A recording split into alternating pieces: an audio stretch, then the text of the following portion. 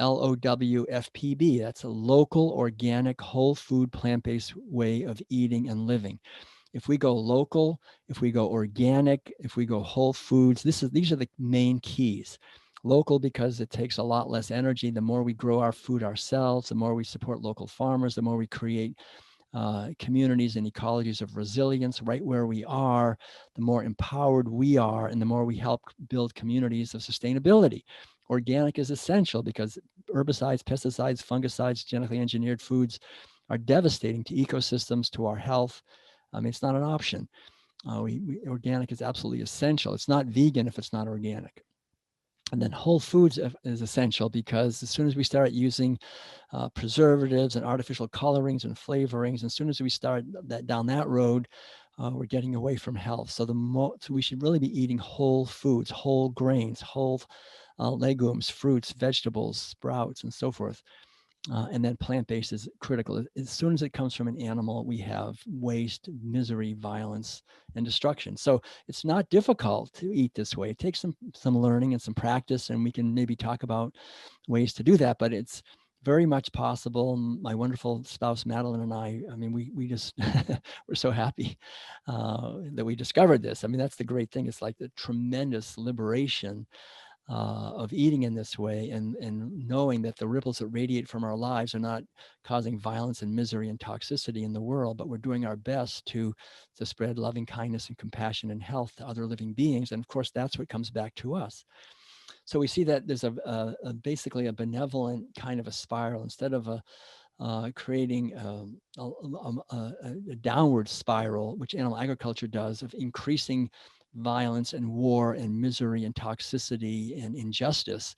That's what animal agriculture does, and you can't escape from it. I mean, there's no way. If you're going to eat animal foods, you're going to go straight into hell. The very hell that we inflict on cows and pigs and chickens, we create for ourselves.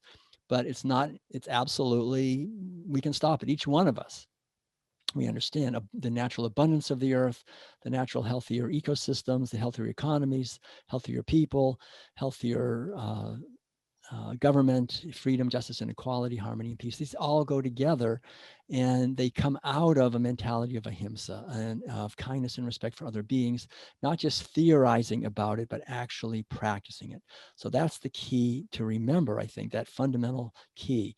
So this kind of shows the basic idea that essentially we have, if you can see that, nobody wants to acknowledge the cow in the room, which is animal agriculture. And we see these different, diabetes, the rainforests are getting destroyed, global warming, all these different things. 800 million people are starving. California's running out of water, angioplasties, violent societies, the pandemics, dead zones, all these things basically come pouring forth.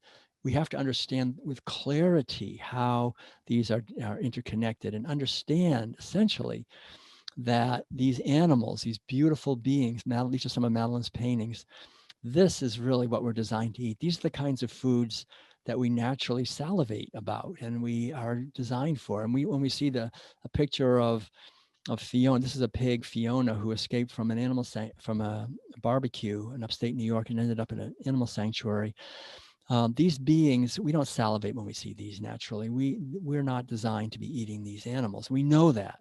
These are beings who, when we look into their eyes, we see that there's someone there. And our health really depends on letting them be healthy, letting them have healthy ecosystems, and letting them live their lives the way they're designed to. That when we allow them to live their lives, then we will remember how we can live our lives, that these are the beings, really, we're interconnected with them. And we owe it really to our children and to the children of these living beings to let them celebrate their lives. And as we do that, then we'll be free to celebrate our lives. If we fail to do that, if we allow our minds to be colonized, if we don't heal the wound of animal agriculture in our own body, speech, and mind, and in our relationships, you can see the earth will be burned up. These animals, like this little koala, is hanging on to the earth, the same earth that we're hanging on to. And the beauty of life here is so spectacular. To realize this, to remember this, to have a heart for these little beings who are nestled in nature and to stop cutting down and destroying and burning their habitats to graze cows, to kill completely unnecessarily, to realize that there's a beauty and interconnectedness of life that is spectacular. So all these beings are interconnected, and they're really families together here.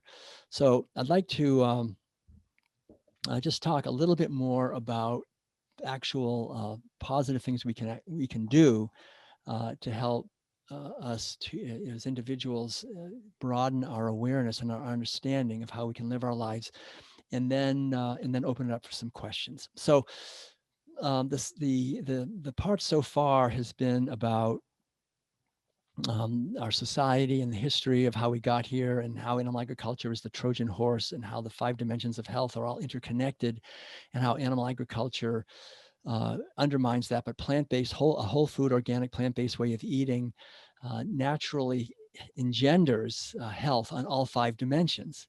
And that's so important to understand that.